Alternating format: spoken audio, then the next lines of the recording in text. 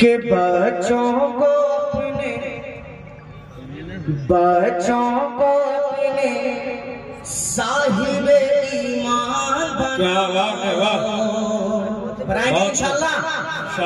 पूरा मजमा के बच्चों को अपने साहिब ईमान बनाओ, बच्चों को अपने साहिब ईमान बनाओ, कुरान पढ़ाओ, कुरान पढ़ाओ, बच्चों को अपने साहिब ईमान बनाओ, कुरान पढ़ाओ, कुरान पढ़ाओ।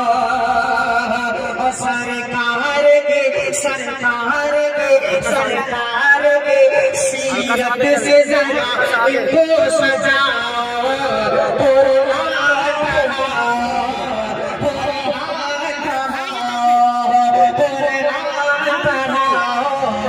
कुरान पढ़ाओ।